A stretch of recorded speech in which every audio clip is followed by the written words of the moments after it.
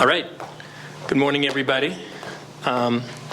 If you're of a certain age, you may have read this slide and read it like the long and winding road.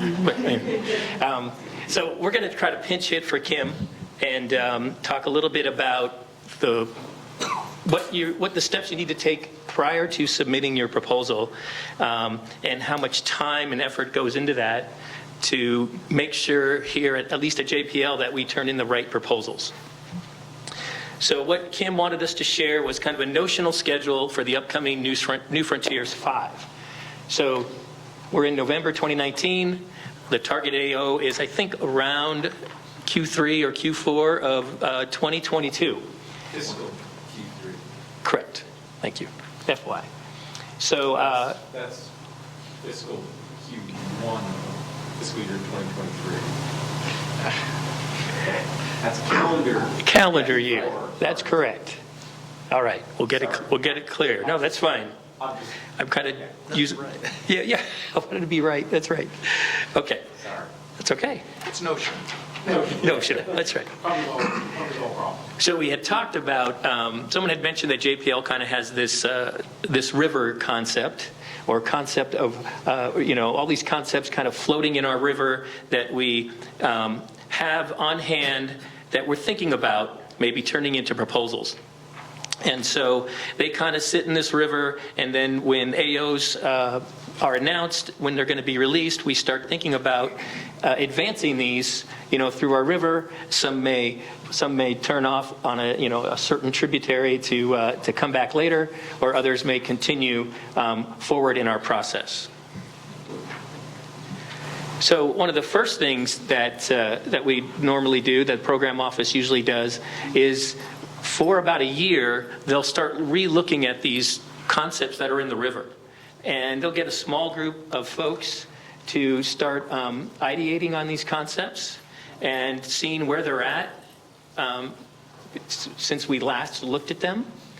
And get a small group of folks just to kind of keep looking at them and seeing which ones do we want to kind of mature and bring forward. During this time, we will also reach out to the NASA centers, right, and do a PI call and see what ideas are out there across the NASA centers. We'll do that first, and then we'll do a broader call, to the larger community, and again solicit ideas. So for you guys, this is an opportunity to via various conferences or contacting Kim Ray directly, trying to get your ideas into the planetary division over at JPL. And feel free to ask questions anytime during this presentation. All right, so once we collect all those, we will put them into concept studies. So this is, someone mentioned earlier, I think it was at last, that have the concept accelerator. So we have what we call the A-team. And the A-team is part of the Foundry, which Randy and I are a part of. And Randy, why don't you talk a little bit about the A-team and how we take back-of-the-napkin concepts, and we will then try to do 1 to 2 day studies with a cross-functional group of folks to really dive into that concept and see where it's at. Thank you. Just get to turn it on. Is this working? Okay. What you see in front of you, this is a picture taken during the middle of a study, of an A-team study. This is referred to as left field because this is where ideas come from. And the reason why the A-team got started is back, we have a thing called TMEX, which is Concurrent Collaborative Engineering, which was started around 1995, and they do point designs. But sometimes ideas weren't mature enough to actually come up with what the flight system actually looks like. So in 2012, we started what was called the architecture team. It has nothing to do with the TV show. And what this was designed to do was the pre-processor for TMEX. So we would do idea generation and brainstorming. Once we have an idea, we would actually look at it and do CML, Concept Maturity Level 2, feasibility assessment. Does your concept violate a law of nature? And if it doesn't, that's something that goes forward. Concept maturity level 3 would be trade space exploration to make sure we really actually have a local maximum, that this is really the way to do this mission and get that science. And then we pass that to Team X, which does a point design at concept maturity level 4. Thanks, Randy. And so what usually happens after the concept studies is then we really start to vet these down and we identify the portfolio, right? So which set of concepts we're actually going to, the program office is going to put some funding behind and start to mature them even further so we can be ready to write the proposal. So the next step is, Randy touched on it, is we usually run them through Team X. And Randy, you can share a little bit more about Team X? Team X, it's really interesting. One of the challenges that we had at the laboratory up until the mid-1990s is that missions were once a decade. Okay, and at that point, when somebody wanted a concept, say I want a Venus lander, we'd take, lots of money, lots of time, 6 months to actually generate a point design. But as we start to get more and more mission concepts through the system, we couldn't take that amount of time. So they set up this concurrent collaborative engineering. Each person there, it's referred to as a chair. So you have a power chair, thermal chair. You'll have all the spacecraft, 8 classical subsystems. You'll have the science and science instrument. You'll have programmatics, risk, cost chairs. And what will happen is these guys can work on a concept exceedingly quickly because all their spreadsheets are connected to each other and to the doing organization that is responsible for putting this material together. So if the science chair says, hey, I need a little bit more spectral coverage, she can lean over to the instrument chair and say, can you put a different detector in it? She'll put a different detector in that, and that hits the mass chair, the power chair, the cost chair. And these guys in 3.5 days can generate a point design for your particular mission concept. Yeah. When I first joined the lab, I had the opportunity to sit in on one of these. I'd only been at the lab for a week, and I was just blown away about how effective Team X is in coming up with like a full point design in about 3.5 days, and a pretty hefty report at the end. Yeah. You guys define point design? Sure. Okay, when you have a concept, and I think of a concept as the science you want to do, the spacecraft system, and the ground system. If we look at just the spacecraft system, to understand what that vehicle looks like, how much power, how much mass, what are the instruments, what is its capability, we refer to that as a point design. It's a single defined spacecraft that's designed to do your particular mission with all the major subsystems defined. We're not going down to too detail in the subsystems and definitely not assembly level, but it's actually what the spacecraft looks like and its capabilities. You're welcome. Okay, and then usually at that point, we're pretty timely with the release of the AO, and then the teams have to present what we call a baseline commitment review. And so they take a lot of the stuff that they've done with Team X, and they present a package to a panel of folks from the program office, SMEs, different type of folks, business folks. SME is subject matter experts. Thank you. And then they have to kind of pass that gate in order to then actually get assigned what we have are war rooms. So we have proposal rooms that are dedicated to that particular team. And these are large conference rooms with pinnable walls all around. And they're able to actually, when they start writing, they're actually able to hang up the whole book and be able to do wall reviews. And with us in the Foundry, in the proposal office, we then partner with the teams from that point on, and we're there to help them kind of write and develop their proposal. We get the story architects, we get visual strategists assigned to the teams, a documentarian, which is kind of our desktop publisher, who helps pull the book together. And then we do various reviews throughout that process. Others have talked about Red Team and different reviews, and to really make sure we have a good product to turn in 3 months after the AO comes out. So that's kind of an idea, and it does tie back to Erica's frustration, where you probably need to be a couple years out ahead of the call to really be prepared to write and produce a proposal. So that's what we had for today from Kim. Oh, yes. And so, There's a question up there, too. oh, okay. Yes, question? So the New Frontiers is obviously a big mission, a big goal. Yep. How would that timeline be modified for maybe a smaller call, like Simplex or Specs or something like that? So, a good question. So, yes? Sure. And so he asked, this is for one of the larger calls, how does this, is this tailored, does it change for some of the smaller calls like a SMEX? So it does change. It does change a little bit. For instance, on our Earth calls, which have a higher cadence, this usually reduces down to about 9 to 10 months because they are constantly looking at new concepts because the calls come about every 18 months or so. And then for Simplex, we try to get out ahead of it. So the handout that was in your workbook, right, kind of showed the targets for the latest calls. And so we'll look at those. And still, the minimum is we try to get out at least a year ahead of these. And for the larger ones, for Discovery, New Frontiers, and even Mid-X, we try to get out maybe 2 years. Can I just add something to it?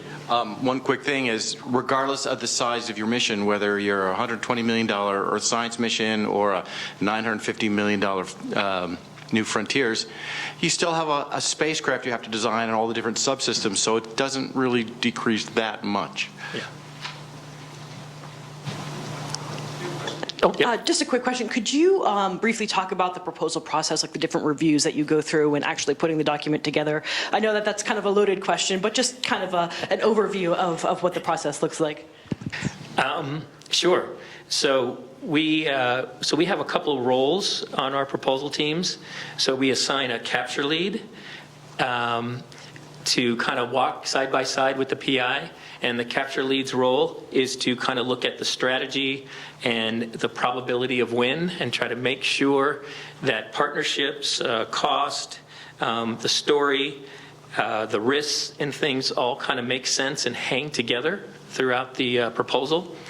And so we do put a team, a core team, around the PI to help them.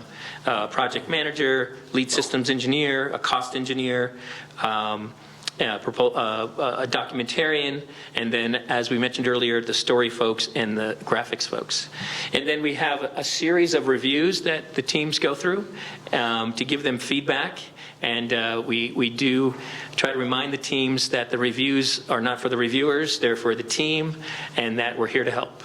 And then we try to give them guidance after those reviews as to what they should think about first to get ready for the next review.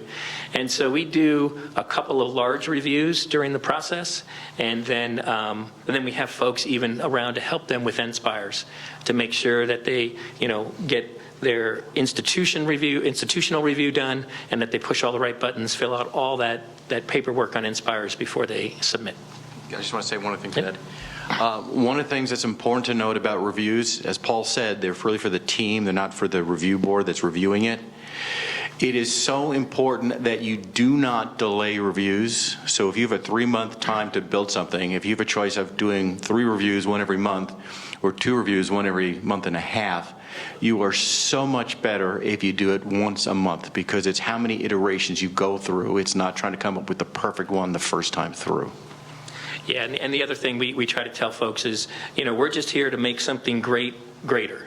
And that's really the benefit of the reviews. When you're doing that selection towards the end, like the last few months, does JPL prioritize internally led proposals by JPL scientists over external PIs? Nope. I have a question. You, in the timeline, there was a part where you reach out to internal or NASA center PIs and then external PIs. And I'm curious if you can talk more about that process and who are the people? Is there like a list of usual suspects? And if so, how can everyone here get on it? Yeah, that's, I'm not sure exactly how Kim does that, but I am aware that recently there was guidance from NASA to reach out to the centers, right? That we weren't doing that. The centers weren't doing that very well. And so I think there's contacts at each of the centers that Kim will reach out to and say, hey, we got the call. Do you have anybody interested in proposing?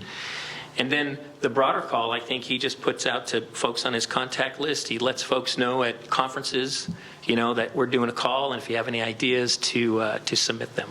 And if Kim was here, he could probably give you more details, but I don't know for sure. Everybody, we have 4 different directorates that deal with concepts. So it's earth science, astrophysics, solar system, and you can argue Mars is not in the solar system. They will go to conferences and other meetings just trying to solicit community input in terms of what kind of concepts they want. And hopefully PIs and proto-PIs that want to be PIs understand that if I want to do a planetary mission, there are a number of places you can go. The Jet Propulsion Laboratory is one of those places where you can call us up, and you're going to mention who the 4 guys are, right? Yeah. Okay. That we have a concept and that you'd like to talk to that particular manager in that formulation office about the viability of my concept and would he be interested in funding it? Yeah. So as Randy said, for planetary, Kim Ray, his last name is R-E-H. And then for Earth, it's now Frank Webb with 2 B's at the end. And for astrophysics, Jeff Booth. So those could be the folks that you could contact. And could you talk about what level of concept maturity you're able to contact them with? Well, I think it's, I think you can be as early as the back of the napkin, but just have your pitch ready and, be able to tell them exactly what you want to do and why it's compelling and why now and all those good things. And they're open to all ideas. So you mentioned that there are a number of different centers that PIs could pair with, and I wondered if you could just explain what is really unique about JPL and what makes JPL different from the other centers. What reasons someone might go to JPL specifically? We can give opportunities for Goddard and Ames to reply also.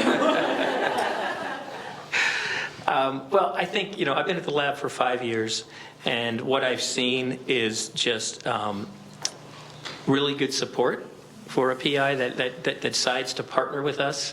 And I think the lab does a good job at going over the expectations about what the lab will do and then what we expect from the PI, to do.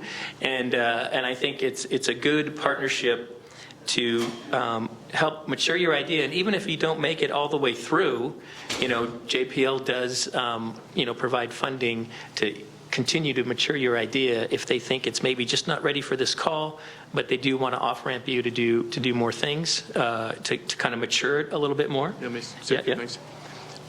There are a number of fine institutions that do this stuff. Goddard, JPL, APL, and so on. There are even industry partners that can just take a PI themselves. So there's no reason why you have to just go to JPL. But if you look at the way NASA's organization is, JPL is the lead center for deep space robotic exploration. Okay, so where, as an example, Goddard does earth science and astrophysics, you really kind of want to tune it to that center. So it's not just us, but that's all 6,500 of us are designed to do. And we do everything from technology development to advanced concepts to the mission design to the implementation of it to the operations of it to the data analysis of it. It's one-stop shopping.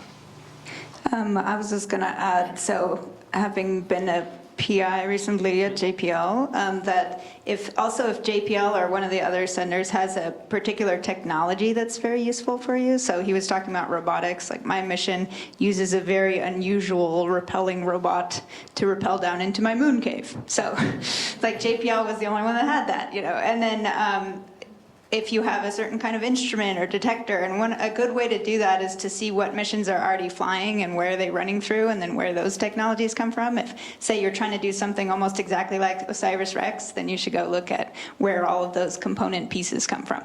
And sometimes they come from different places. Like on my concept, the lander is not a JPL lander, it's a Lockheed lander. So if all I want is the lander, maybe I just go Lockheed, Yeah, that's a good point. Just maybe to echo on with respect to Goddard, when I was listening to your process, I can't say that ours is much different, really. I mean, we have similar timeline and similar steps and support for the PIs, and we're also interested in talking to you all, as are, SWERI and APL and Lockheed Martin and these larger organizations. One thing that might be different, because I heard a comment yesterday, perhaps you guys have some funding for a PI early on, and as government institutions, we don't have the flexibility to do that. That may be one difference. But there's also some stability in the civil servant life. We are paid for by your tax dollars, so we are here to help you. So I think we're all pretty equivalent and all would be interested in working with you. It might depend on proximity and where you're located. I have a question for both of you, actually. So in this process, if like 100 PIs come to you with really good ideas, how many people are you actually able to support to the finish line? Well, so I would say this last discovery call that we just turned in on July 1st, we submitted 7. So, and that probably started at 40-ish. Yeah, so it's I think. Yeah. So, a little, I guess a little more than 10%. So, kind of make it through the end.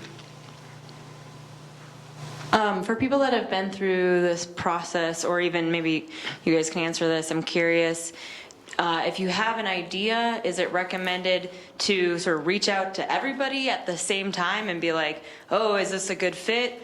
Or is it recommended to, contact one center, see if it fits, if it does, just move forward with them and commit to them? Like, at what stage do you commit to working with a certain industry partner or center while also putting out feelers to see which industry partner or center is the best fit for your idea? Is that like a linear process, or is that in parallel? It really depends on the PI and what they want to do. Someone like Bruce Bannett, who did InSight, he wanted to get that information out there and talk about a seismology network all over Mars, and was at conferences and all over the place. It wasn't that it was like his property and he was afraid that a secret would get out. There are other people that even keep the name of their proposal secret. So it's really a function of how you feel you want to actually get this information out. If you tell everybody out, now you can kind of build community response and community, what's the word? Not commitment, but you can bring up a groundswelling so people can, they can actually stand behind your idea and say, yes, that idea is a great idea. On the other hand, you might now be generating people that might want to compete with you. So it's really a personal call on the PI in terms of how you want to handle, how you advertise your concept. And as Randy mentioned earlier, maybe focusing in on that center or that partner who has, the core competency in what you're trying to do. So I'm very interested in generaling contingency. So you showed a nice linear path, and what's in the back of my head is, okay, what happens when you get a no? Do you at what point do PIs typically say just keep trying to sell their idea with minimal modification, or at some point, at what point do you know that this is just not a good idea, or at least an idea that anybody else is interested in, and toss it out? I realize this is open. Yeah. I don't have the exact number, but I think the average concept goes through like 2.5 times. Right. So the idea that you're going to win the first time through, it happens, not often. But Ben, are you also talking about in this pre-phase, if your idea kind of gets off-ramped? Yeah. Well, so to build off of what, Randy said, it usually does take a couple times of submitting a full proposal till you get selected. That's what some of the statistics have taught us. So I think, at least I know for 4X and the planetary and 8X, I think they call it their, it's like a flower bed or something, I think. A flower bed of concepts. So I know they so maybe you go back into the river, right? And then they think about you for another opportunity. So a couple things could happen. Maybe they say, no thanks, you might be better going to Goddard or another institution. Or they may say, hey, Ben, this is a good idea, but why don't we give you a little bit of funding and come back for the next cycle? So.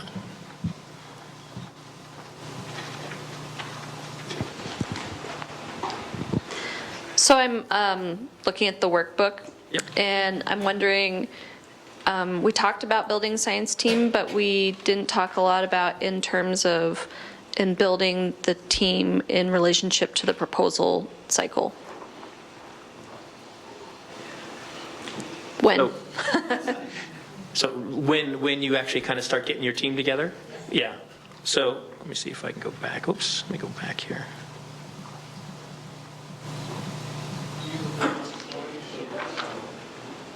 Yeah, you know, it's funny. Here we go. I'll just show it in gray, sorry. So I would say probably for those concept studies, it's good to probably have your core science team together to be able to attend those studies. Would you agree with that, Randy? Yeah. So I would say probably on this timeline, you know, where those concept studies are happening there between March and August. And who would be in your core team? Because it won't be the full science team, right? Yeah, so usually for us, it's so if it's a non-JPL PI, we usually assign a JPL project scientist, and then probably your instrument scientist probably would be that core. Yeah. Well, that's from the science side. Yeah. There's also the support, as Paul was saying, you know, you have a capture lead that's working on the strategy. You have a system engineer that can actually design the spacecraft system. You'll have a costing engineer to come up with cost and so on. And there are these 6 roles that go along with the science. Yeah. So in those concept studies, those other folks would be there too. But for the science team, that's usually when you at least get your core team. You should probably have your core team ready by that time. Any other questions?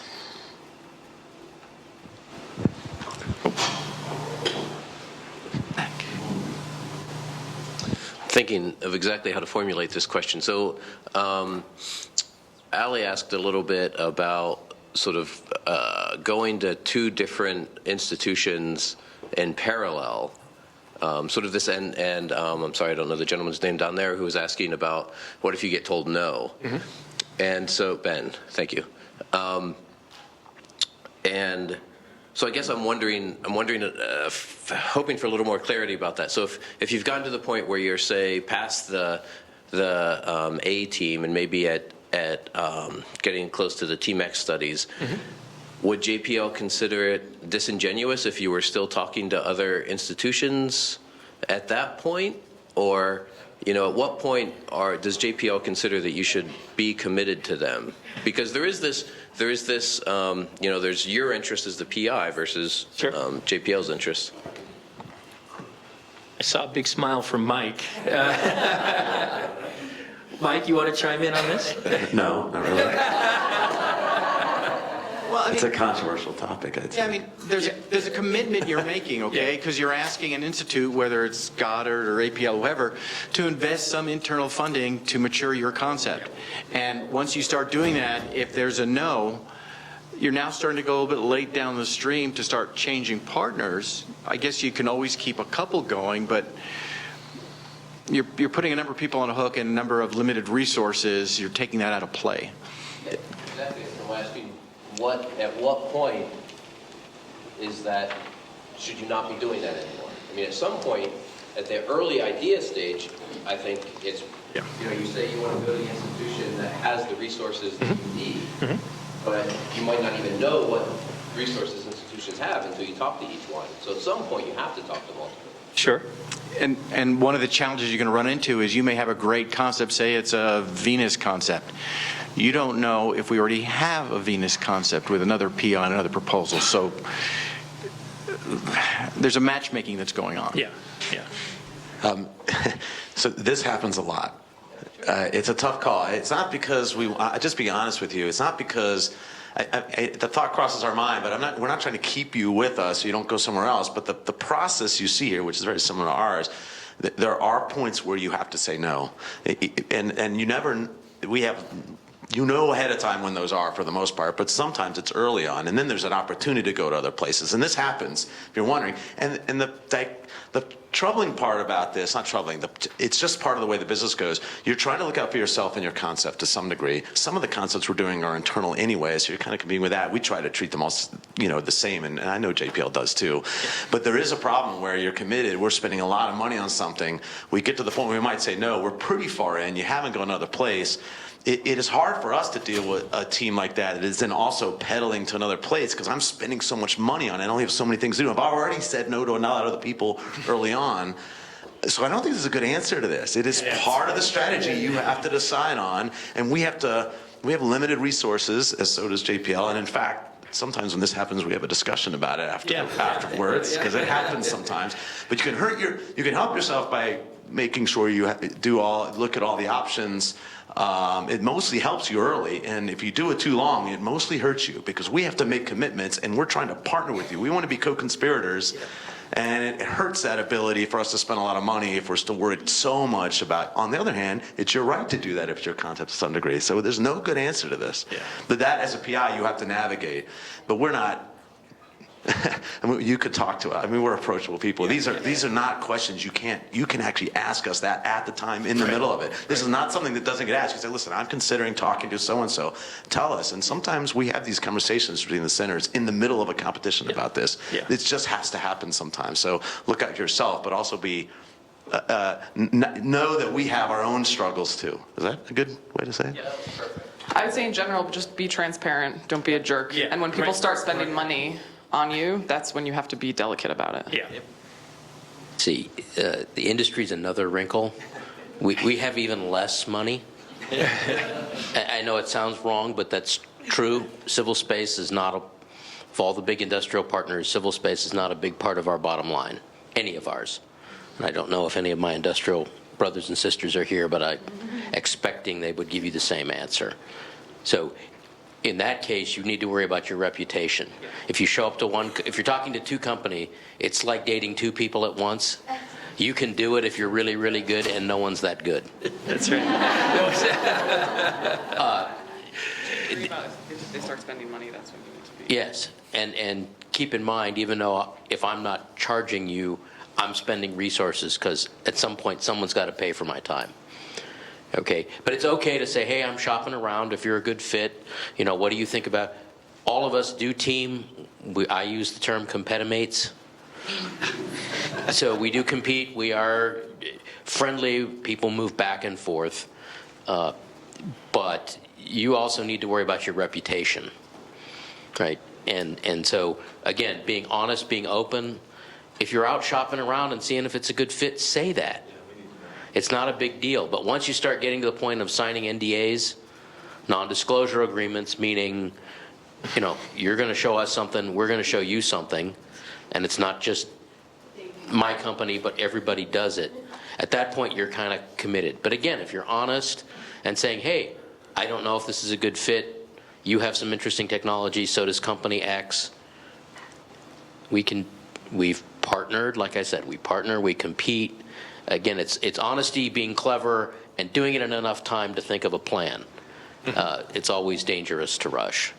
And the other thing I would like to say, which I meant to say way back when we were talking about picking science teammates, I think using the definite article for the best match for something as complicated as partnering up is ill-posed. Is it a best match? Right? No one's going to be perfect and fit in every respect. Is it good enough? Are people willing to work and develop? I think is the way to think about it. And maybe that'll lower your angst about absolutely optimizing and did I get absolutely, because you drive yourself crazy, right? My opinion. Thank you. That was a good point. Thanks. There are no perfect proposals.